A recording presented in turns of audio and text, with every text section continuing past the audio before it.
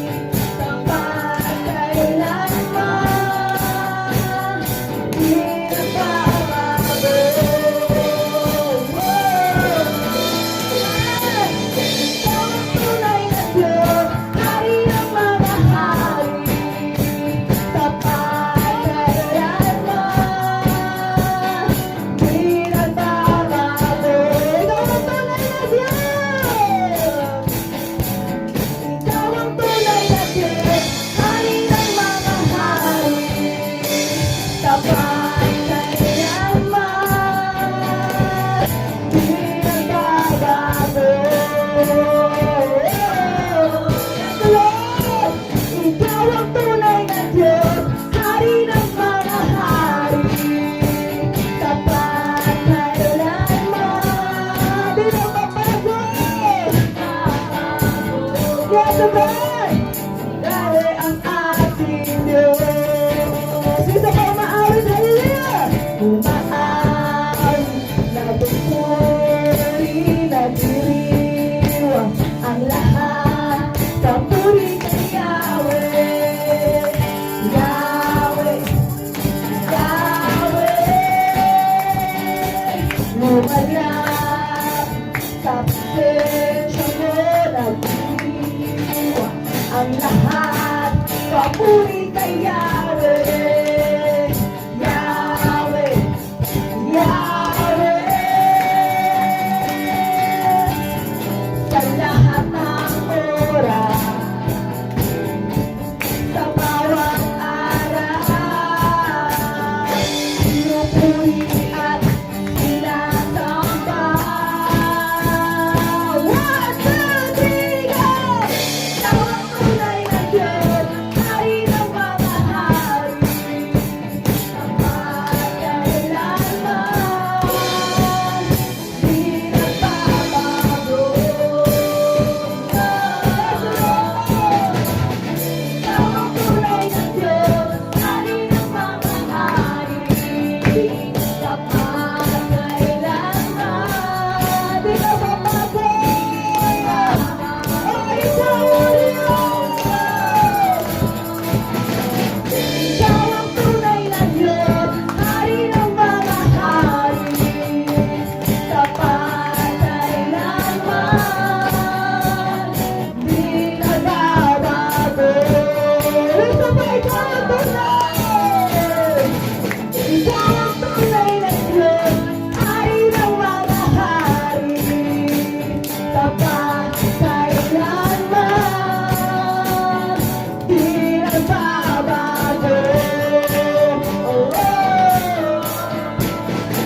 ikaw ang tunay na Diyos, hari ng mga hari, kapagkailanman, di nagbabago. Ito ba ikaw ang tunay? Hallelujah! Ikaw ang tunay na Diyos, hari ng mga hari, kapagkailanman, di nagbabago.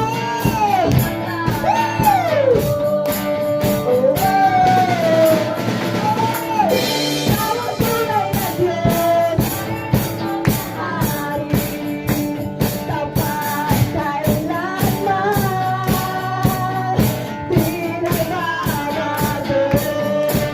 Oh, ikaw ang tunay,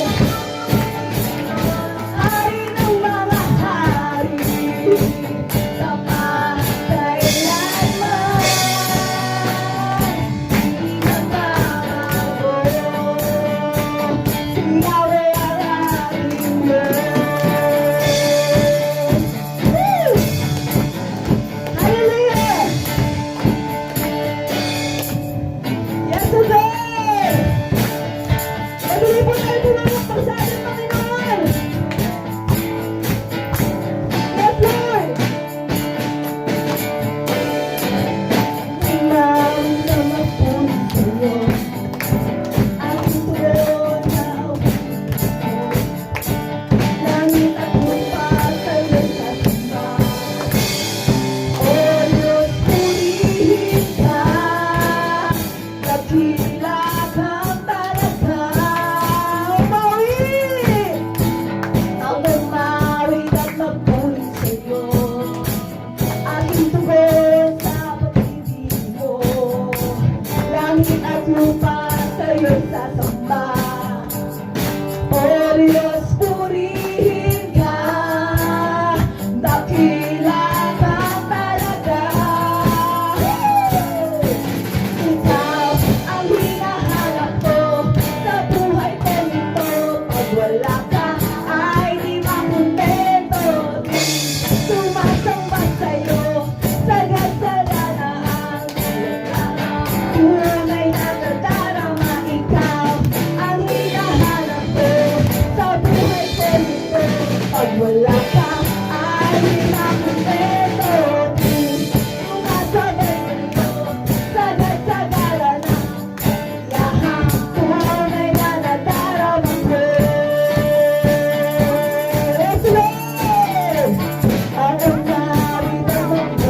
sa'yo. Aking tuloy sa pag-ibig ko. Langit at lupa sa'yo sasamba. O Diyos, purihin ka. Dakila ka talaga. Ikaw ang hinahanap ko sa buhay ko nito. Pag wala ka ay di makontento.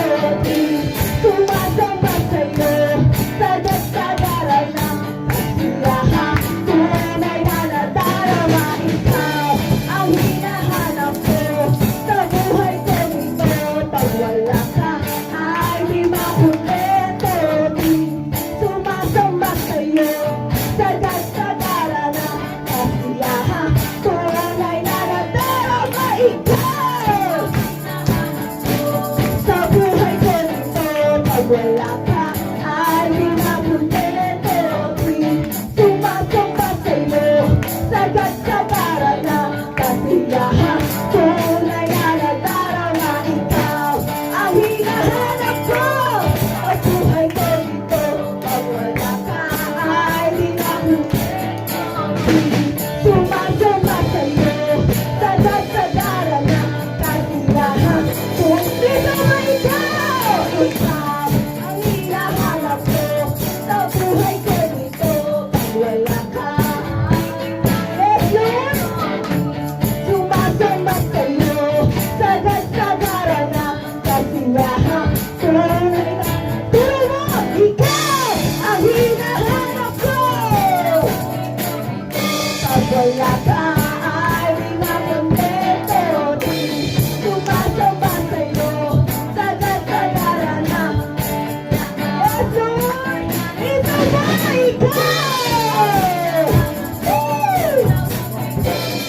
Pag wala ka ay di makontento. Di sumasamba sa'yo sa dasagaran ng tunay na nadarama. Ikaw ang hinahanap ko sa buhay ko nito. Pag wala ka ay di makontento. Di sumasamba sa'yo sa dasagaran ng kasiyahan. Tunay na nadarama ko. Tunay na nadarama ko. Tunay na nadarama ko. Hallelujah! Oh, hallelujah, Jesus! Ikaw lamang, oh, ikaw lamang, Ama, ang hinahanap namin, ang nais-nais namin, O Diyos, ang kailangan ng aming mga buhay. Tunay nga ikaw lamang ang kukumpleto sa buhay namin, O Diyos. Tunay nga walang bagay, walang sino man, walang ano man, kundi ikaw lamang aming Panginoon ang siyang kukumpleto sa bawat isang naririto, O Diyos. Kulang po kami kung wala ka, Ama. Kulang na kulang po kami. Lamang ikaw ang tunay at ang presensya mo ang siyang makakapagpuno sa aming mga buhay. Nasubaran kami. Patuloy po natin sambahin ang ating Panginoon sa oras po na ito. Patuloy po natin siya dakilan. Patuloy po natin siya luwalhati. Oh, hallelujah, Jesus. We give you all the glory. We give you all the praises. Hallelujah, Jesus. Yes, O God. Yes, Lord. Alam ko makita ka, mapagmasdan ang iyong mukha. Hawin mo ang ulo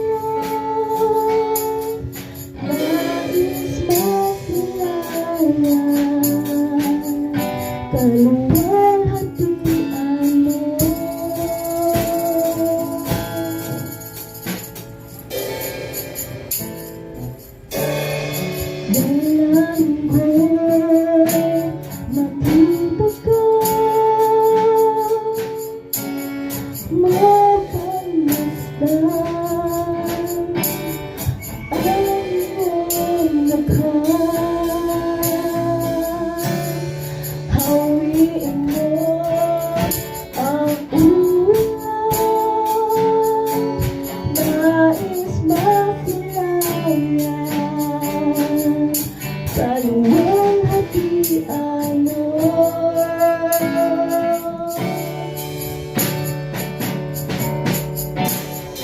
Lagi kang pipiliin, itatanghal mo. Pasasalamat ay sa'yo. Lagi kang nanaisip,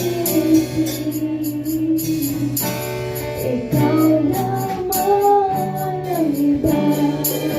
Sa puso ko ikaw lamang, Jesus.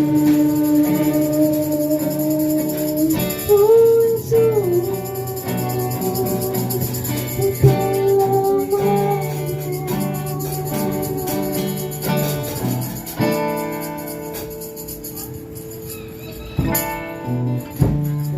Dahilan ko'y makita ka, mapamasdan ang iyong mukha. Hawiin mo ang ulan, nais makilayan kaluhan hatian mo.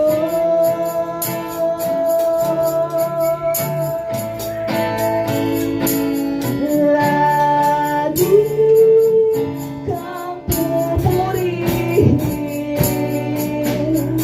itatanghal ang ngalan mo. Pasasalamat ay sa'yo.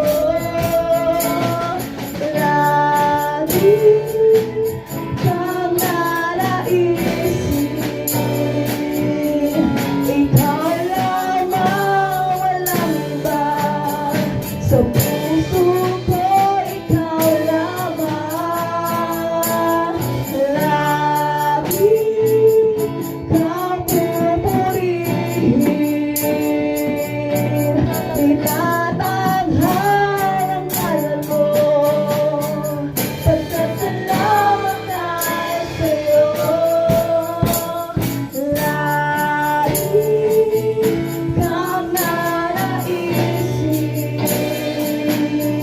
ikaw lamang, walang iba.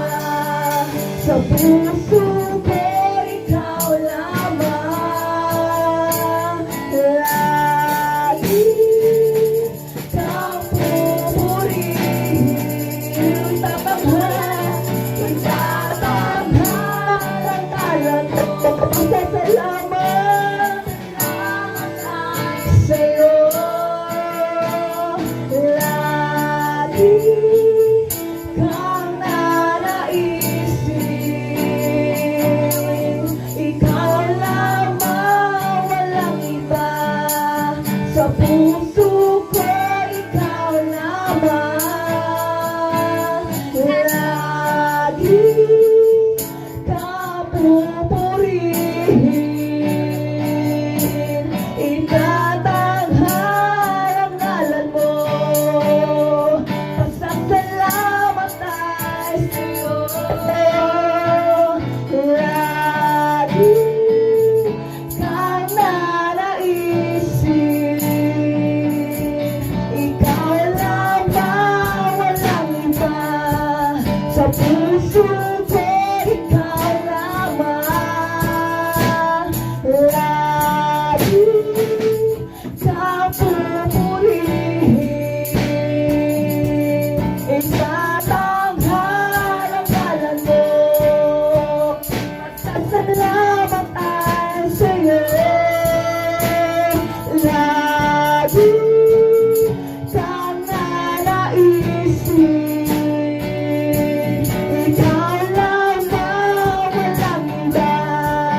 Sa puso ko ikaw lamang, lagi ka pupurihin. Itatanghal ang ngalan mo, pagsasalamat ay sa'yo. Lagi kang nanaisin, ikaw lamang, walang iba. Sa puso ko kasi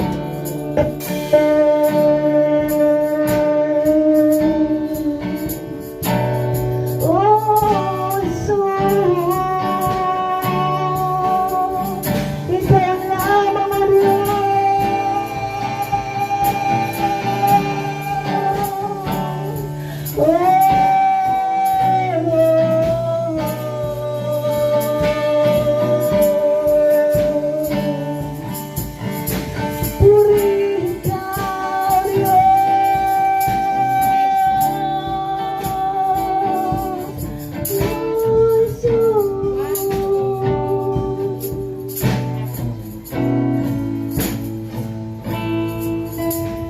walang hanggan,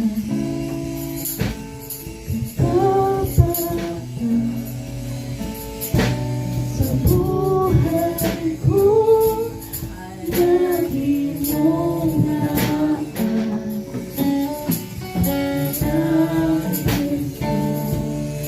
Dahil sa biyaya mo, habang buhay, habang buhay, pupuri sa'yo. Walang hanggan, kasama ka sa buhay ko ay lagi mong naan. Nais ko, dahil sa biyaya mo, habang buhay, magpupuri sa'yo. Pupurihin ka sa awit, itataas ang aming tinig, itatanghal sa buhay ko, tanging ikaw, oh yeah. Higit pa sa kalangitan, ang iyong kaluwalhatian, di mapapantayan. Pupurihin ka sa awit, itataas ang aming tinig, itatanghal sa buhay ko, tanging ikaw, yeah. Higit pa sa kalangitan, ang iyong kaluwalhatian,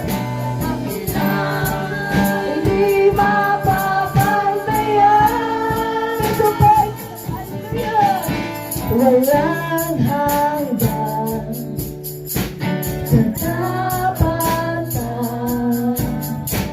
sa buhay ko ay lagi mong naan. Yes, Lord. Dahil sa biyaya mo, habang buhay, pupuri sa'yo. Pupurihin ka sa awit, itataas ang aming tingin, tatanghal sa buhay ko, tanging ikaw, oh Lord. Higit pa sa kalangitan, ang iyong kaluwalhatian, kadakilaan mo'y di mapapantayan.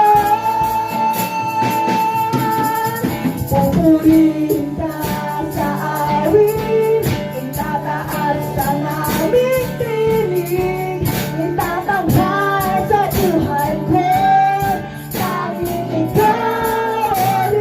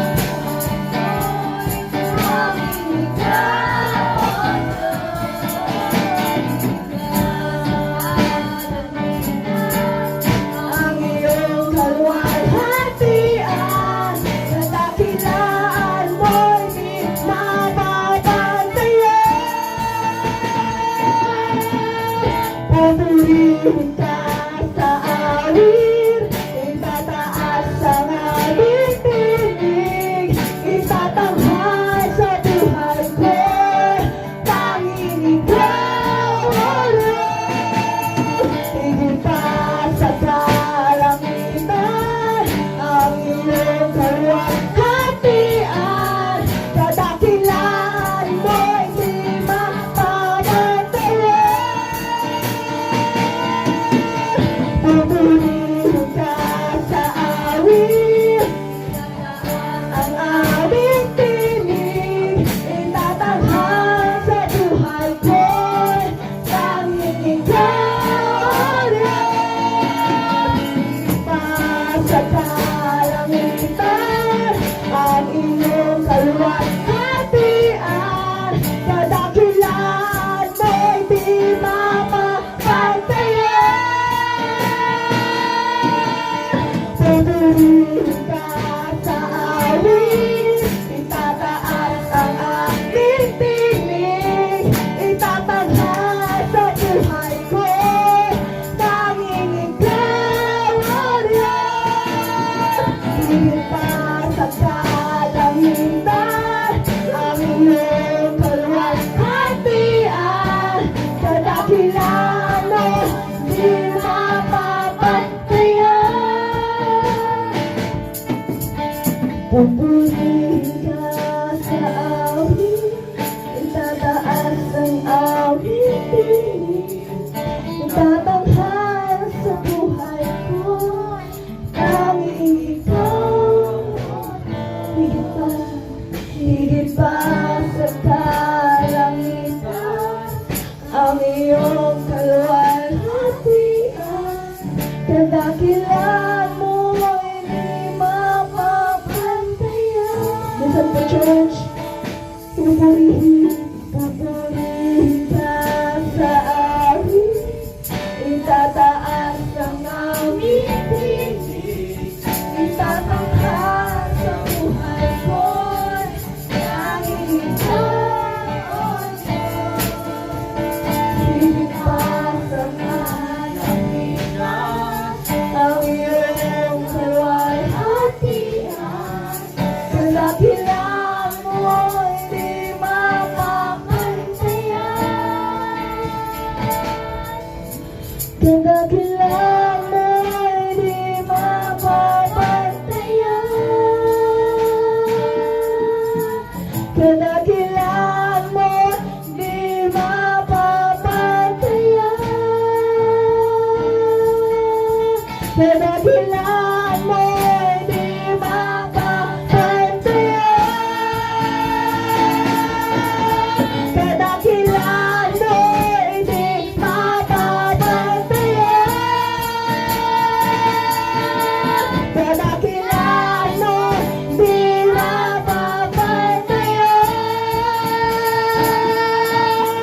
Kadakilaan mo di mapapantayan. Hallelujah! Hallelujah, Jesus! Tunay nga walang makakapantay sa iyong kadakilaan. Walang makakapantay sa iyong kaluwalhatian.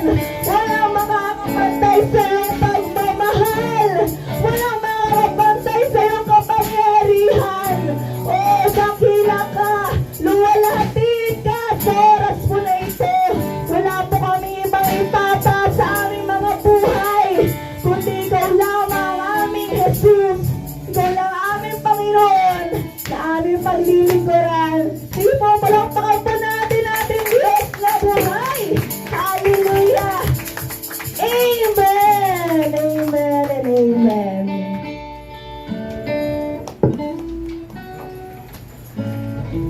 Amen. Pinagpala po ba ang bawat isa? Amen. Salamat po tayo sa Lord dahil alam niyo po, ang araw ng linggo ay para po talaga sa Diyos. Ano po? Ang lagi po natin tatandaan, ang araw ng linggo ay ito po yung, dito po tayo pinapalakas ng Diyos. Dito tayo muli na niyayakap ng Diyos. Doon pa lang sa pagsamba natin sa Diyos, diba? Damang-dama na natin ang Panginoon. Amen. Amen. Bago po tayo dumako sa pagbibigay, tayo po muna ay magtawag po ng mga pinagpala ng Diyos. Mga sa buong isang linggo po ay, di ba po, may ginawa ang Diyos sa ating mga buhay. Ay, may isang buong linggo, nagtagumpay na naman tayo. Di ba po? Di ba tayo, magtawag po tayo ng kapatotoo? Di po, ang tatay natin sa pananampalataya, si Tatay Roberto Gadundog, magpatotoo po sa ginagawa ng Diyos sa kanyang buhay. Amen! Hallelujah!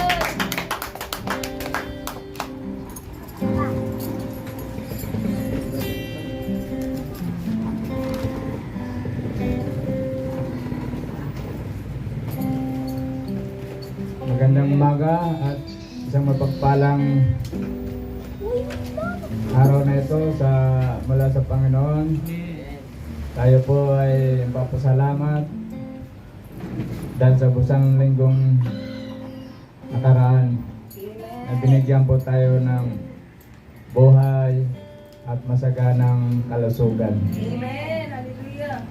Sa biyaya ng Panginoon, hindi tayo pinagkukulang dahil ipinangako ng Panginoon na tayo isasagana sa ating mga pangangailangan.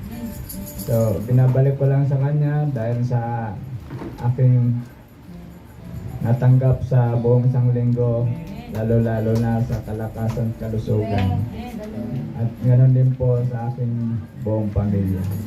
Maraming salamat sa ating Diyos na buhay. In Jesus' name, Amen.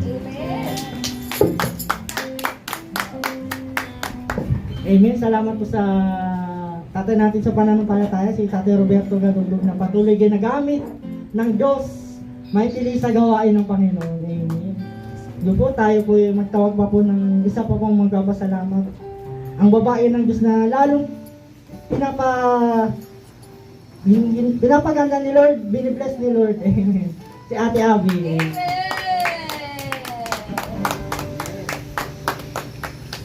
Amen. Praise the name of Jesus. Napakabuti natin Diyos sa buhay. Amen. Naniniwala po ba kayo kung gaano kabuti natin Diyos? Amen. Yung paghinga pala natin, kabutihan ng ating mahal na Panginoon. Binigay ng Lord sa atin yun. Amen. Hallelujah. At sa pang-araw-araw niya, sa ating lahat ng ginagawa, sa mga kabataan, sa paglalaro nyo, patuloy natin na proteksyon kayo ng Lord. Amen. Hallelujah. Sa buhay ko, sa buhay ng bawat isa, sa araw-araw na pagbiyahe, pagpasok sa trabaho, sa pagbibigay ng katalinuhan sa school, sa lahat ng bagay, patuloy na ipagpasalamat natin sa ating mahal na Panginoon. Amen. Hallelujah.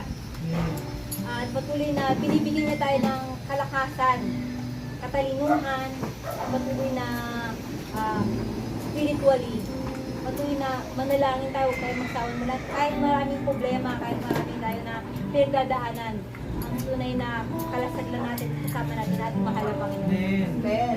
Sa kanya ko lang pinabalik ko matang po ipag na salamat.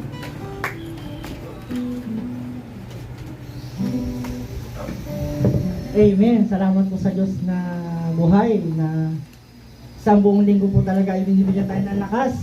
Sabi nga po ni Ate Abby, itong umagang ito ang totoong pagpapala po talaga sa ating buhay yung hininga natin. Diba po? Ito yung buhay. Sabi nga po sa salita ni Lord, higit na mahalaga ang buhay kaysa ang anumang mga bagay. Hindi po tayo dumako po sa, alam po natin, kapag tayo nagbigay, ang Diyos po ay magpapala, ibabalik ng Diyos higit pa sa ating hiniling at iniisip. Sige po tayo po magbigay, awitin natin, halina't magbigay. Halina't magbigay sa gawain ng Diyos. Nais mong ika'y pagpalain lubos. Halina't ihandog ang mabuting ani, sabay ng pagsamba, patupuri, kasabay ng pagsamba, patupuri. Bukas po natin ang ating kanang kamay, ipag-pray po natin ng bangot kaloob. Yes Lord, salamat Lord sa bukas na langit. Lord, alam mo Lord, ang bawat pangangailangan ng bawat isa.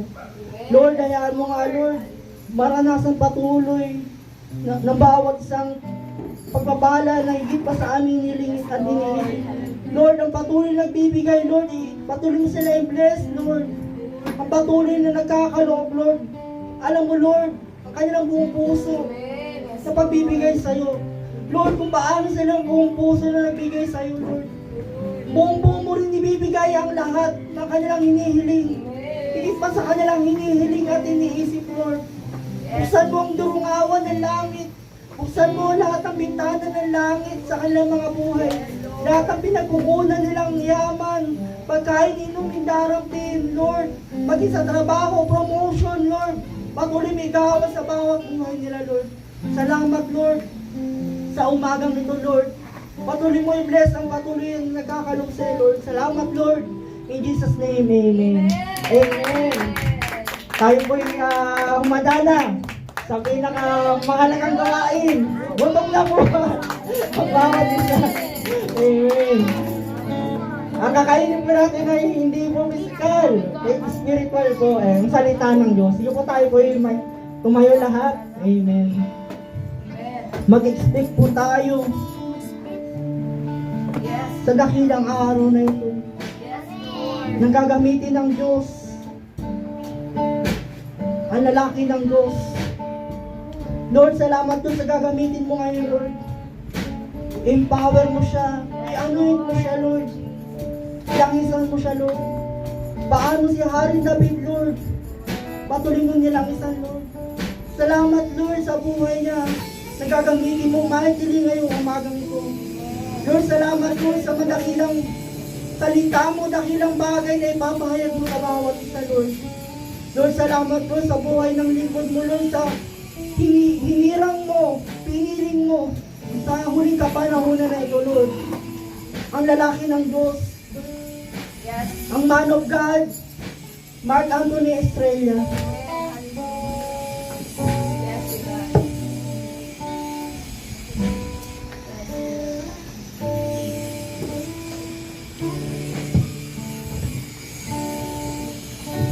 Tayo po ay manalangin.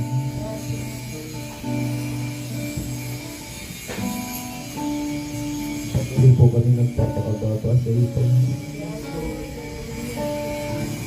Na sa araw po ito yung itinakda mo na napakahalaga pang para sa iyong mga sarili. Yamang ito yung araw na namahinga. Ito yung araw na ibubuwas mo lahat ng uri ng pagpapala pang na sa mga oras po ang buong victorious Panginoon nagpapakababa sa iyong harap.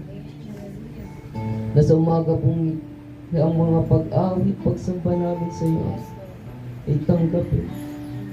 At maging sa pangangaral ng salita, gawin mo lamang ang kutungtungan ng iyong mga banal na pa. Sisidlan daluyan ng iyong mga salita. Ikaw ang magsalita sa amin. Ikaw ang manguna, mangusap, God the Holy Spirit. Magturo ka po sa aming mga buhay. Mababa po kami, mataas ka. Marami po salamat, Panginoon. Na sa mga oras po ito, i-unlock mo ang iyong mga salita. Buksan mo po ng malawak na malawak ang aming mga puso, ang aming mga isipan. Upang ito'y aming maunawaan, Panginoon. Tulad ng pangako mo, Panginoon, na iyong mga utos, ang iyong mga pangako ay iukit mo sa aming mga puso upang hindi namin ito makalimutan. Galing nga po yung gawin mo sa mga oras po ito. At marami pong salamat dahil ikaw ang tapat na Diyos. Pangunawahan mo ang gawain po ito. Sa pangalan ng Jesus, everybody's day. Amen. Sa lang buhay bawat isa na narito po na sa ating nanay sa pananampalataya, Pastor Richie Idradan, at sa lahat po ng kanyang katuwang, katimbang, at maging sa nanonood po ng live video pong ito sa mapagpalang umaga po na paumanhin po kung ganito lang po yung suot po natin, na surprise po tayo. Kasi di po natin inaakala na tayo po pala ay mag-share po ng Word of God. Kaya yun nga po, napakabuti po ng ating mahal na Panginoon. Nagtanong po tayo sa Lord kung ano po yung dapat nating i-share. Kasi sa napakakapal po ng Biblia, 66 books. Kaya napakarami din po natin na pwedeng i-share po sa inyo, pero hindi pwede na yung gusto lamang po natin. dapat yung gusto po ng ating mahal na Panginoon. Kaya muli po isang mapagpalang umaga po sa buhay po ng bawat isa, na ito pong salita po ng Diyos ay napakahalaga. Tulad nga po nung pinangaral ng ating nanay nung pumunta po siya dito, na patungkol po sa salita po ng Diyos kung gaano po ito kahalaga. Na yung salita po ng Diyos na sinabi nga niya po sa Roma chapter 1 verse 16 na ito yung kapangyarihan ng Diyos para po makapagligtas po siya. Kung sa mga tao na napapahamak na ito po ay katitisuran sa kanilang mga buhay nang dahil sa hindi pagsasampalataya sa Kanya, ay para sa mga naligtas, para sa sumasampalataya sa Diyos, ito po ay kaligtasan at kapangyarihan po ng Panginoon. Kaya ito po yung sinabi po sa aklat ng Marcos chapter 1. Kung mga may Bible po kayo, basahin po natin.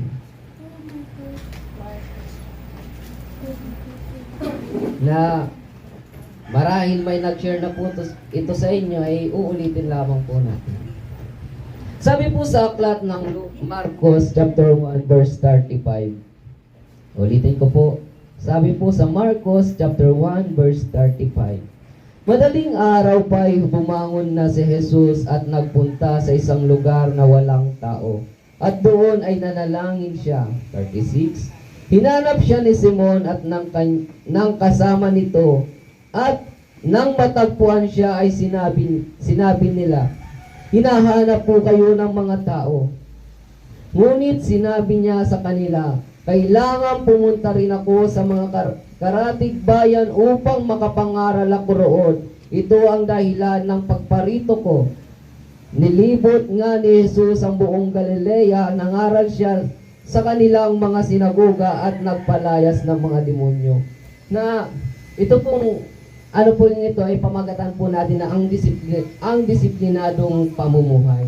Na nung si Jesus daw po ay maagang bumangon po, na madaling araw pa lamang po siya ay gumigising na nga po nang dahil sa hindi mag-aalmusal, kundi hindi po siya nang dahil sa may tatrabahuhin. Nung madaling araw pa lamang po ay bumabangon na po si Jesus para daw po siya po ay mag-pray. Na si Jesus po ay yung mindset niya ay lagi nakapokus sa pananalangin. Kasi kung anuin po natin, dalawa lamang po yung po dito. Manalangin siya at mangaral po ng salita po ng kanyang mga salita o ng Ama. Na sabi po dito, yung pamagat po natin, ang disiplinadong pamumuhay. Dito sa mundong ito, bago ka halimbawa maging athletic, ano po yung kailangan po natin? Kailangan mo na mag-train.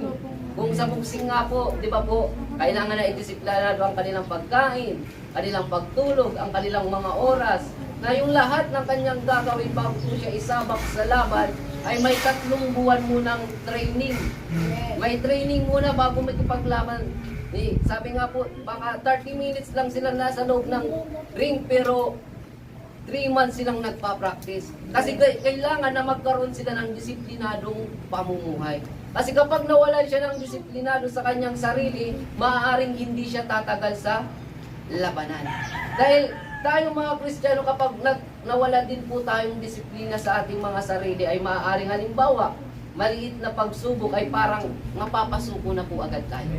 Na yung mga problema ay imbis na maliit na kaya pang solusyonan, minsan pinapalaki po natin. Kaya gusto ng Lord na magkaroon po tayo ng disiplinadong pamumuhay. Naririnig niyo po ba? Amen. Na yun po, ano po ba ang disiplinadong pamumuhay para sa Diyos? O ano ang disiplinadong buhay sa Diyos? Sa tingin niyo po, ano po ba kaya yung disiplinadong buhay para sa Diyos? Na dito po may naisulat po tayo, bagamat matagal lang po natin na itong naisulat, pero biglaan po kasi, ito na lang po yung isi-share po natin sa inyo. Ano po ba yung disiplinadong buhay para sa Diyos? Mula po dito, ito po ay sinabing, ito ay buhay na kontrolado ng Diyos. Dahil kapag halimbawa sa isang labanan po, halimbawa sa isang boxing, na wala kang kontrolado, di mo kontrolado yung sarili mo, paano ka iilag, paano yung bilis mo, paaaring matatalo ka po agad, madadali kang matatamaan ng iyong kalaban. Dito rin po, na kailangan po natin na magkaroon ng disiplinado po sa ating mga sarili. Na kailangan po natin ay makontrol ng ating mahal na Panginoon. Dahil kapag ikaw po yung may control ng iyong buhay, madali po tayong matalo. madali po tayong masira sa mga kapagsubukan. Halimbawa, sinisiraan ka pa lang ng ibang tao, susubo ka na. Dito po kasi sa mundo, na kapag halimbawa, siniraan ka ng iba ng dahil sa iyong paglilingkod, na persecute ka ng iyong mga magulang, ng iyong mga kapatid, ng iyong mga mahal sa buhay. Halimbawa, na persecute ka nila, na hinahadlangan nila ang iyong paglilingkod. Na di mo pinakontrol sa Diyos yung buhay mo, maaari kang magpatangay sa kanila. Kasi noon po, i-share ko po ulit ito na nung time po na pinaglalakan po kami ng aming mga magulang na bawal nga po kami magsimba. Doon time po ngayon, yung simba po sa Balaogan, mag-i-start ng 6, minsan matatapos po, uuwi po kami ng 12. Di ba po, napakahaba. Doon po sa bahay, 8 pa lang dapat nasa loob na po ng bahay. Lahat, si Papa po, siya po, napaka-stricto po kasi noon na, yun po dapat, bago mag-8, nasa higaan na po kami. Dapat ipon-ipon na po kami. Dumating po sa time na lahat po kami magkakapatid, lahat po kami po nag-church. Alas 12 na po. Yun po, nakapaaba pong pumupunta sa church. Anong oras na ba't di kayo umuwi? Yun po, dahil nga po sa pinagbabawalan po tayo hanggang sa humantong na hindi na po tayo pinapapasok sa loob ng tahanan. Na pagkamat yun po iyon ay pinagpatuloy pa rin po namin yung aming paglilingkod po sa Panginoon. Kasi gusto po namin na makontrol po ng Diyos. Kasi naunawaan po namin, ikaw naman po kasi turuan na ang sino mang magmahal sa kanyang ama't ina ng higit sa Panginoon ay hindi karapat dapat maglingkod sa Kanya. Sabi namin, Lord, mas mahal ka namin kaysa sa aming mga magulang. Kaya nga kami naglilingkod para sa kanila. Kasi bakit po? May pangako po ang Diyos sa Gawa chapter 16 verse 31. Nang sino mang sumampalataya at maglingkod sa Panginoon ay ang buong sambahay niya ay ililigtas ng Lord. Ngayon po, may pangako ang Diyos sa ating mga pamilya. Ang kailangan lang po natin ay maging tapat sa Kanya. Gusto ng Lord na kontrolin niya yung buhay po natin. Kasi kapag hindi nga po ito na-control ng ating mahal na Panginoon, tayo din po yung mahihirapan. Naunawaan niyo po ba? Yun po, na kapag yung buhay mo ay hindi kontrolado ng Diyos, madali po tayo matinag po sa mga pagsubok po. Na yung kapagsubukan po ito, iba't ibang uri ng kapagsubukan po na mararanasan po natin. Na dito po kasi sa mundo pong ito, may kanya-kanya po tayong pagkatawag. May kanya-kanya po tayong tungkulin sa Lord. Maaring yung pagsubok na napagdadaanan mo ay napagdadaanan din ng iba, at maaring yung pagsubok na pinagdadaanan mo ay magkaiba sa pagsubok na dinadaanan niya, pero iisa lang po yung hantungan po nito, o iisa lamang po yung finish line. Na parehas po kayo ng finish line, na yung finish line po ngayon ay maging kagaya ng Jesus. Pero magkaiba lang po kayo ng pagsubok. Maaari na ikaw, tagumpay ka na sa pagsubok sa pamamagitan ng mga pera na yan. Na na-overcome mo na yung sarili mo, na masigit yung gawain ng Diyos kaysa sa pangangailangan mo. Yung mga needs mo, yung wants mo. Pero yung iba naman na hindi pa napagtatagumpayan yung pera, na hindi, sa akin to, ako yung naghirap, ako yung nagtrabaho, ako yung nag-alay ng oras, ako yung nag-araw ng panahon. Sa akin to, kaya kailangan ko tong gastusin. Wala naman po talaga masama na gastusin mo, kasi sa iyo naman po talaga yan. Parang yung sinabi po ni Pedro kay Ananias at Sapphira. Kilala niyo po ba sila? Yung mag-asawa pong Ananias at Sapphira. Na yun po, ito po yung pinaka-favorite po natin, kasi ayaw na ayaw po natin mapagnakawan ng Panginoon, yung magsinungaling po sa Kanya. Sa pamamagitan po ng salapi na po ito. Na ito pong mag-asawa pong ito, trinay niya po na magsinungaling po sa Espiritu po ng Diyos, o sa lingkod po sa lingkod ng Diyos, at higit sa lahat sa Espiritu po ng Diyos. Na mahahanap niyo po yun sa 1 Peter Gawa chapter 5 po. Kung hindi pa ako nagkakamali. Ngayon po, na ito pong mag-asawa pong ito, kasi nung time pong ngayon, silang lahat ay yung, halimbawa may ari-arian ka, ibinibinta po nila at ibinibigay po nila sa mga apostol. Na yung mga mapagbilhan o yung pera na yon. Nung time pong iyon, sinabi po ng mag-asawa pong ito na ito yung pera o yung halaga ng buong kabuuan na pinagbinta kong ari-arian. Tinanong po siya ng lingkod ng Diyos, sigurado ka na parang yun lang po ba talaga? Sinabi po sa kanya, oo, iyan lang. Nung time pong iyon na nagsinungaling po siya, ay namatay po siya. Isang beses lang siyang nagsinungaling sa harapan ng lingkod ng Lord. siya po ay bumulagta o namatay yung mag-asawa. Isa-isa po sila na sinugod. Kasi sinabi ng lingkod ng Diyos, bago mo ipagbili yung lupain, di ba sa iyo naman yun? Eh, nung naipagbili mo na, di ba sa iyo rin yun? Wala naman pakialam yung lingkod ng Diyos kung ibibigay mo yan o hindi. Nasa atin lang po, di ba po ito, na kung magiging tapat po tayo. Hindi naman po kasi tayo hahanapan ng Diyos na sobra sa ating makakaya. Yung gusto ng Lord, yung kaya lang po natin na maibigay sa Kanya. Kaya gusto ng Lord na makontrol niya po tayo. Kasi kapag hindi niya nga po tayo kontrolado, tayo naman po yung mahihirapan. Mahihirapan po tayong ma-overcome yung mundo pong ito. Dahil sa mundo pong ito, mahirap mabuhay na wala kang sakit. Na mahirap ka magtagumpay. Na ano po, na halimbawa nag-business ka, mahihirapan ka na magpatagumpay yung business mo kung wala si Jesus. Kasi sa Biblia po, nung time po na si Jesus Christ ay namatay po, at nung po siya ay na buhay muli, nag-backslide po yung mga apostol. Maliban kay Judas, hindi po siya kasama ng 11 disipulo ng Diyos na lahat po sila ay nangisda. Di ba po naalala niyo po yung kwento na yun? Nangisda po sila pero wala po silang nahuli.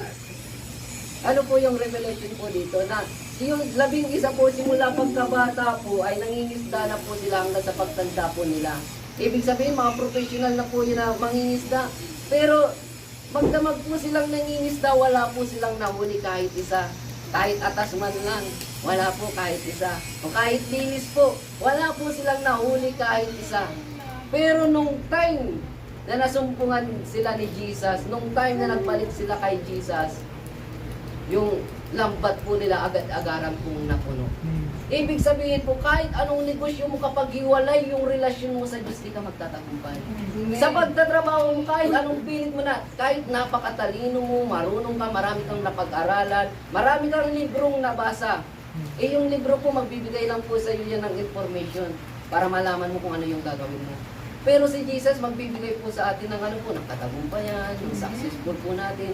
Kaya gusto ng Lord, kung gusto mo mag-success sa iyong mga kailangan, sa pagtatrabaho, pag-negosyo, ang kailangan mo yung salita po ng Diyos. Bakit po gusto ng Diyos kontrolin yung buhay po natin? Kasi ayaw ng Diyos na malubog tayo sa utang, ayaw ng Diyos na patuloy tayong magkaroon ng sakit karamdaman, ayaw ng Diyos na tayo'y maghirap. Kaya nga gusto ng Diyos na lumapit tayo sa Kanya. Kaya gusto ng Diyos na kontrolin tayo. Kasi bakit? Mahal na mahal na po tayo. Kasi kung yung buhay niya nga po na ibigay po sa atin, eh, yung katagumpayan pa po kaya. Kaya mga minamahal ko, sabi po dito na ang disiplinadong buhay ay ang pagkakaroon ng kontroladong pag-uugali. Kailangan po natin na kapag gusto mong makontrol ka ng Diyos, pati yung ugali mo, ipakokontrol mo sa Kanya. Kasi bakit po, ako po, na nung time po na di pa talaga po ako masyadong nag-church ay di talaga makontrol ng Lord yung ugali po natin. Kasi bakit po, nag-church ako, mura pa rin ako ng mura. Nag-church ako, ML pa rin ako ng ML. Yung parang, yung ginagawa mo pa rin yung gawain ng makamundo. Na gusto ng Lord na maiba naman po. Kasi gusto nga po ng Lord na tayo po ay kontrolin niya kasama yung pag-uugali po natin. Bawal na naglilingkod na po tayo sa Panginoon na magaspang pa rin po yung pag-uugali po natin. Kaya gusto ng Lord na ang lahat sa atin ay makontrol niya. Kasi kapag nawala na ng kontrol ang Diyos sa buhay po natin, tayo na yung magpukontrol po nito. Kasi ito po, ito nakapaka-basic na po nito na yung katawan po natin na nabubuo ng tatlong sangkap o ng tatlong elemento. Na mayroon po tayo ng katawan, kaluluwa at espiritu. Na yung espiritu ng Diyos kapag ito'y malakas, kapag ito'y punong-puno ng pananalangin, punong-puno ng pagbabasa ng salita ng Diyos, ito po yung mangunguna po sa ating kaluluwa at espiritu. Pero kapag yung espiritu mo naman ay dahil sa nagkasala, kaaalisan ka ng espiritu ng Diyos, na yun po, na yung kaluluwa yung maghahari po sa atin. Itong kaluluwa pong ito, na ang ating mga katawan ay maging sunod-sunuran na lamang po ito sa kaluluwa po natin. Kaya kung ano yung gusto nang gawin ng kaluluwa mo, yun po yung gagawin ng katawan po natin. Kapag gusto ng kaluluwa mo na magkasala, magkakasala ka. Kaya nga po sinabi ni Apostol Pablo po na gusto ko naman gumawa ng tama pero hindi ko magawa. Minsan po ba, kahit nasa isip na po natin na gumawa tayo ng mabuti pero di po natin nagagawa, mas nagagawa po natin yung paggawa ng masama. Kasi bakit po, hindi nga po tayo kontrolado po ng Diyos. Yung pag-uugali nga po natin, hindi pa makontrol po ng Lord. Kaya gusto po ng Diyos na, kung gusto mo na mamuhay na may disiplinadong pamumuhay, kailangan po natin magpakontrol po sa ating mahal na Panginoon. Hindi naman po nakakahilo. Na yun po, na gusto ng Lord kontrolin po tayo kasi ayaw po ng Lord na tayo'y mahirapan. Kasi tulad nga po ng sinabi ko, kung gusto mo ng successful sa buhay, ay magpakontrol ka sa Panginoon. Isama mo ang Diyos sa business mo, isama mo ang Diyos sa pagtatrabaho mo, isama mo ang Diyos sa pagpasok mo sa trabaho. Kasi bakit po? Gusto ng Lord na proteksyonan po tayo. Pero kapag inalisan mo ng Diyos na halimbawa, parang isang magulang, na kayo pong mga magulang, halimbawa, hindi nagpasakop sa inyo ang inyong anak, wala po kayong ibang magagawa kundi, halimbawa, yung anak nyo, kahit gusto nyo silang mapabuti, kapag yung anak mo ay ayaw magpasakop sa iyo, mapapahamak sila. Maaari na, bagamat tinuturuan nyo sila ng tamang asal, tinuturuan nyo sila paano magsalita, paano mamuhay ng tama, magrespeto sa mga matatanda. Yung bata magpasaway, siyempre, di ba po kapag yung bata may ginagawang kasalanan, magulang yung napapahiya. Kasi ako po noon, kapag nakakagawa po ako ng kasalanan, mga magulang ko pinapatawag sa barangay. Yung mga magulang ko pinapapunta sa mga pulis, sa police station. Kasi bakit? Ako yung nakagawa ng kasalanan, kasama yung mga magulang. Ibig sabihin po, sa paggawa nating mali, obligado yung mga magulang po natin. Amen. Ganon din po ang sa ating mahal na Panginoon. Kapag tayo'y nakakagawa ng kasalanan, nalulungkot po ang ating mahal na Panginoon. Kapag ayaw natin magpakontrol sa Diyos, nalulungkot din ang Diyos. Kasi bakit po? Sa sobrang pag-ibig na nga po niya sa atin, binigay niya na po yung kanyang sarili. Ano pa po ba kaya yung hindi niya kaya ibigay po sa atin? Amen.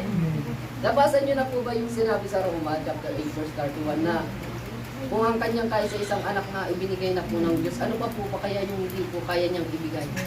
Lahat kayang ibigay po ng Diyos kung magpapakontrol lang po tayo sa Kanya. Na yun po yung una po natin, na magkaroon po tayo ng, ito ay buhay na kontrolado ng Diyos, na magkaroon dapat po tayo ng kontrol, o magpakontrol po tayo sa Diyos. Kasi kapag nawalan ng kontrol ng Diyos sa ating mga buhay, tayo din naman po yung mahihirapan. Madali lang naman po tayo. Ito po yung pangalawa. Ito ay buhay na puno ng perpektong pagsunod sa Diyos. Na sa una po, kailangan po natin magpakontrol po sa Diyos. Kasi kapag hindi po tayo kontrolado ng Diyos, hindi po natin siya masusunod. Uulitin ko po, ito ay buhay na puno ng perpektong pagsunod sa Diyos. Na kailangan po natin na sumunod sa mga utos po ng Lord. Na marami pong utos ang Diyos. Ganito po, nagtanong ako sa Lord, Lord, ano po ba yung kahulugan ng obedience? Na, kasi alam lang po natin, sumunod lang po, di ba po? Yung pagsunod daw po, yung obedience, ay kailangan na sa oras na mag-utos ang Diyos, sundin mo. Hindi mo pwedeng gawin sa susunod na araw. Kung ngayon yung pinapagawa ng Diyos, gawin mo ngayon. Hindi na importante dito kung sino yung kasama mo. Kasi, lalo na kapag mabigat yung tungkulin na gagawin mo, hindi lahat ng tao sasama sa iyo. Kapag lilingkod sa Lord, na kahit sa trabaho nyo, na kapag may alanganin na trabaho, hindi lahat na kasamaan mo ay sasama po sa'yo. Baka mapahamak tayo dyan, baka ma-aksidente tayo dyan. Diba po? Gusto ng Lord na kapag ang Diyos na mismo yung nagutos, sigurado yan hindi ka mapapahamak. Kasi bakit po? Diyos mismo yung nagutos po sa atin. Na gusto po ng Lord na ito ay pagsasanay natin na maging masunurin sa Diyos at mamuhay ayon sa kanyang mga salita. Gusto ng Lord na yung pagsunod po natin ay mamuhay po tayo sa kanyang mga salita. Na sabi nga po sa John chapter 14 verse 13 ay 15 na if you love me, you will obey what I command. Na kung mahal daw po natin ang Diyos, nasusunod tayo sa kanyang mga utos. Nasa iba po sa King James na keep my commandments, na kailangan po natin yung mga salita niya, yung mga utos niya talagang panghawakan po natin. Kailangan po natin ingatan. Kasi sa mundo pong ito maraming mag-uutos po sa atin. Maring mautosan ka ng mga anak mo, ng mga magulang mo, ng mga kaibigan mo, katrabaho mo. Pero yung utos ng Diyos, yung pinakamahalaga po natin susundin. Kasi kapag nag-utos ang Diyos sa atin, ito po ay nangangailangan ng agarang pagsunod. Kaya gusto po ng Lord kapag nag-utos po siya, lalo na kapag nag-utos niya sa atin na maglingkod sa Kanya, maglingkod tayo. Kasi ito nga mundong ito mawawala. Mga pinagkakakitaan po natin, pero yung salita po ng Diyos mananatili. Gaano po kahalaga po kaya yung salita po ng Diyos? Kung yung langit at lupa, sabi sa Matthew chapter 24 verse 35, ito po ay mawawala. Kasama na yan mawawala yung pinagkakakitaan mo, yung pinagtatrabahuan mo, yung mga mahal mo. Pero yung salita po ng Diyos ay mananatili. Na kung itong salita ng Diyos ay mananatili, ay dapat ito po natin sundin. Kasi kapag hindi natin sinunod ang salita ng Diyos, ay di na rin po natin sinunod ang Diyos. Halimbawa, kayong mga magulang, inutusan nyo yung inyong mga anak na, kunin mo ito anak. Kapag hindi ka sinunod ng inyong anak, di ba po, inutusan mo siya, ikaw, yung anak mo di naman sumunod, ano po yung nangyari sa kanyang anak? Di ba po, yung magulang naman po yung parang magdaramdam yung magulang, bakit naman tong anak ko hindi masunurin? Yung parang nasasaktan siya kasi bakit pinalaki mo po siya tapos di siya sumusunod sa'yo. Paano pa po kaya ang ating mahal na Panginoon? Amen. Siya yung may-ari ng buhay po natin pero di natin siya sinusunod. Siya yung nagdudugtong ng hininga po natin pero di po natin siya masunod. Na dito po sa church, ilang oras lang naman po ito. Maaaring pinakamahaba ng 3 hours. Di ba po? Magbibigay tayo ng 3 oras sa Lord. 24 hours po ibinibigay sa isang araw. Di ba po, napaka-iksi lang po ng minuto para sa Panginoon. Kaya kailangan po natin gawin yung the best po natin. Kasi bakit po? 6 na araw tayo napakabagod. Kailangan po natin magpahinga sa salita ng Diyos. Kailangan po natin magpahinga sa presensya ng Diyos. Kaya gusto po ng Lord na sumunod po tayo sa Kanya. Kasi dito po sa Biblia, lahat ng hindi po sumunod sa Diyos ay napahamak. Na, lalo na po kung babasahin nyo po yung Deuteronomy chapter 28, verse 14 to 66. Yun po, mababasa nyo po doon kung anong mga parusa na ibinigay ng Lord sa mga tao na di sumunod sa Kanya. Pero doon po sa 1 verse 13 hanggang 13, nakasulat po doon yung mga gantimpala sa mga sumusunod. Kaya sa pagsunod may gantimpala. Pero sa hindi pagsunod sa Diyos, paparusahan tayo ng Lord. Tayo din po yung maghihirap. Napakasimple naman po ng utos po ng Lord na yung mga salita niya. Kaya nagiging mahirap po sa atin yung salita po ng Diyos kasi ayaw po natin sumunod. Di ba po kaya tayo nahihirapan sa paglilingkod kasi ayaw natin sumunod. Pero kapag hinayaan mo na makontrol ka ng Diyos, magsumunod ka sa mga utos ng Diyos, magiging masaya ka sa paglilingkod sa Lord. Di ba po, mahirap magtrabaho na napipilitan ka lang. Pero masaya magtrabaho kapag ginusto mo yung tinatrabaho mo. Mamahalin mo yung trabaho mo, pati yung magkakasama mo sa trabaho mo, mamahalin mo. Ganon din po sa paglilingkod sa Lord. Na kapag ayaw mo sa paglilingkod ng Lord, napilitan ka lang, mahaba na yung isang taon, baka tumalikod ka na. Pero kapag gustong-gusto mo yung paglilingkod sa Diyos, kahit sino pa yung makasama mo, tutuloy ka. Kasi bakit? Malinaw sa iyong isipan na ang Diyos yung pinaglilingkuran mo yung ibang tao. Kasi kapag tumingin tayo sa mga tao, lahat tayo nagkakamali. Maaaring ako maging kapitisuran sa inyo. Maaaring kayo yung maging kapitisuran sa akin. Pero yung pinakamahalaga po dito, dapat nakatuloy po tayo sa Lord. Kasi kapag hindi tayo nakapokus sa Diyos, hindi tayo nakapokus sa mga utos ng Diyos, tayo naman yung mawawala. Kapag nawala tayo, ganito po, kapag nawala ang Diyos sa atin, tayo po yung parang wala na tayong pakinabang. Kasi bakit? Sabi sa John chapter 15 na kapag hiwalay daw po tayo sa Lord, wala tayong magagawa. Ibig sabihin, kapag nawala po tayo sa Lord, nawala ang Diyos sa atin, wala na tayong magagawa, wala na tayong pakinabang. Tulad nga po ng sangapungian, na kapag yung isang sanga po diyan naputol, kahit kapag siya po ay naiwalay na sa puno, kahit dinigan po yan, kahit lagyan po yan ng pataba, yung isang sanga kapag naiwalay siya sa puno, di na po yan mamumunga.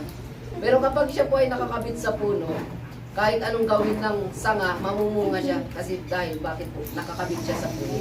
Ganon din po, tayo po, na kapag nakakabit tayo sa Lord, nakainan yung relasyon po natin sa Diyos, yung pagtatrabahuan natin, ipopromote tayo ng Lord kasi nakainay tayo sa Kanya.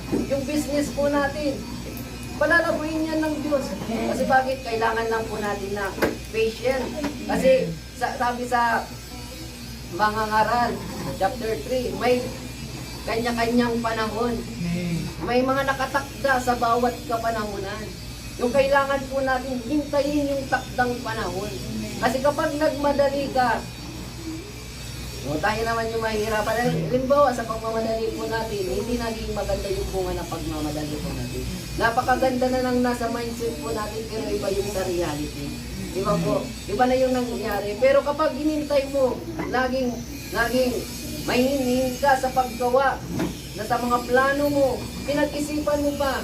Kasi ako po noon, kahit di po tayo gano'ng katalino, gusto natin na may plan A, may plan B, hanggang plan C. Na kapag hindi nagtagumpay yung plan A, doon tayo sa plan B. Di ba po? Pag hindi pa nagtagumpay yung plan A, may isa pa, may plan C. Nasisiguraduhin na natin doon na dapat dito magtagumpay na tayo. Kasi hindi pwede na may plan A ka, may plan B ka, na wala kang natutunan sa pagkakamali mo doon. Dapat sa pangatlo na yun, mayroon ka nang natutunan. Alam mo na kung anong gagawin mo, saan ka mag-a-adjust. Di ba po? Ganun din po. Pero sa Panginoon, kapag inintay mo yung takdang oras mo sa Lord, kapag sumunod ka sa kalooban po ng Diyos, pagtatagumpayin ka ng Diyos. Kasi tayo po, marami po tayong plano, marami tayong binabalak, marami tayong iniisip. Sabi sa Kawikaan chapter 19 verse 23, na ang tao ay maraming binabalak, maraming iniisip, ngunit ang kalooban pa rin ni Yahweh ang masusunod. Di ba po? Kahit napakarami nating plano, napakarami nating binabalak, napakarami nating gagawin, pero mananatili pa rin yung kalooban po ng Diyos. Ang gusto po ng Diyos, magtagumpay po tayo. Hindi po tayo mapahamak, hindi tayo maghirap. Kaya, yamang gusto ng Diyos na magtagumpay tayo, kailangan po natin sumunod sa Kanyang mga salita. Ako po, kung gusto niyo pong magtagumpay, lagi niyong gulay-gulayin yung salita po ng Diyos. Ang sabi niya sa Hosea chapter 1 verse 8, verse 9, magsimula ka sa 5 hanggang 9. Kahit itong mga verse lang ito, kikiligin ka sa Lord. Kasi bakit? Hindi ka niya iiwan, hindi ka niya pababayaan. Na sa pagbabasa mo ng salita ng Diyos, na sabi ng Diyos, hindi ka niya iiwan, hindi pababayaan. Di ba po, sa pangako ng iyan, di ba po, Diyos lamang yung nagagawa. Diyos lamang yung nakatupad. Maraming tao na nangako sa atin na, hindi kita iiwan, hindi kita pababayaan. Di ba po, pero nag-break naman sila. May problema, nag-iwalay na sila. Pero ang Lord, kahit paulit-ulit tayo nagkakamali, handa niya po rin po tayong patawan. Kasi niya po, kahit ang Diyos makapangyarihan, kapag wala siyang pangako, wala siyang gagawin. Di ba po? Halimbawa kayong mga magulang na umiiyak yung inyong mga anak na di nyo naman pinangakuhan na ibibili kita ng cellphone. Iiyak-iyak yung anak mo. Kahit umiyak-iyak yan, wala ka naman pangako sa kanyang bilyan mo siya ng cellphone, wala siyang magagawa. Pero ang Diyos, siya po ay makapangyarihan. Napakarami niyang pangako. Libo-libo yung pangako po ng Diyos. Amen. Dito po, 66 books. Libo-libo yung pangako po ng Panginoon. Ilan po ba yung pangako ng Diyos na hawak? Ito po yung napakahalaga. Panghawakan po natin ang pangako po ng Diyos. Nasa tuwing nagkakasakit ka, anong pangako ng Diyos yung pinangahawakan mo? Sabi ng Lord sa Exodus chapter 15 verse 26. Ano yung sinabi niya? Siya yung the great healer natin. Na, Lord, kulang na yung financial ko, wala na akong pera. Sabi sa Philippians 4:19, buwan sa kayamanan ng Diyos na hindi na uubos, ibibigay niya yung lahat ng ating pangangailangan. Di ba po? May mga pangako lang, Lord, napakalilim nito, maraming taong masasama dito. Di ba po? Sabi sa awit 91 verse 11, na isusugo niyo yung kanyang libu-libong anghel sa manda kung kami pumunta, kung maroon ay tiyak na iingatan, di po babayaan. Dapat sa lahat ng ating gagawin, anuman yung gagawin po natin, may pangako tayo ng Diyos na pinangahawakan. Dapat, kasi ang Diyos, sabi sa aklat po ng Isayas na, di ba po, kapag yung tao paulit-ulit, halimbawa, paulit-ulit mo sinabi sa kanya yung pangako niya, magagalit yung isang tao. Di mo naman tinutupad. Kasi paulit-ulit mo naman kasi. Di ba po, kapag po, pinaulit-ulit natin sa isang tao yung mga pangako natin, halimbawa yung pangako ng tao sa iyo, pinaulit-ulit mo sabihin sa kanya, i-remind sa kanya. Kapag po pinaulit-ulit, anong mangyayari? Magagalit, magtatampo. Ano ba yan? Hindi ka naghihintay, di ba po? Pero ang Lord, sabi niya po, na ipaalala daw po natin sa kanya yung kanyang mga pangako. Dahil agad niya itong tutuparin. Kinakailangan daw po natin paalala sa kanya yung mga pangako niya sa atin. Kasi uulitin ko po, ang Diyos, bagamat siya po ay makapangyarihan, kapag wala siyang pinangako, wala siyang gagawin. Kaya kailangan natin panghawakan yung mga pangako po ng Diyos. Kailangan natin sumunod sa salita ng Diyos. Kasi kapag nangako ang Diyos, ayon po yun sa kanyang mga salita. Na, halimbawa, nagpipray ka, na Lord, bakit di mo ko sinasagot? Sinasagot mo ba ako o hindi? Naniwala ka sinasagot ka ng Lord. Kasi bakit po? Sabi sa aklat ng Jeremiah, chapter 33, verse 3, na kapag tumawag ka, sasagot ang Diyos. O di ba, sumagot ang Diyos. Kailangan mo paniwalaan. Kaya, kapag ikaw nagpipray, na kailangan po nating maniwala na sasagot po ang Diyos. Amen. Kaya sabi nga po ng apostol, sabi po ni Tatay Apostol na pray, believe, and receive. Kasi bakit? Nag-pray ka pa kung hindi ka naman maniniwalang sasagutin ka niya, wala din po yung kabuluhan. Kasi, di ba po yung pananampalataya natin ayon sa mga bagay na hindi nakikita. Kailangan mo na muna mananampalataya sa Lord, kaya ka nga nag-pray kasi naniniwala ka na sasagutin ka ng Diyos. Pero kung naniniwala ka na din ka sasagutin ng Diyos, huwag ka na mag-pray. Nagsasayang ka lang ng oras. Kaya gusto ng Lord, sa pagsunod natin sa kanyang mga salita, panghawakan natin ang kanyang mga pangako.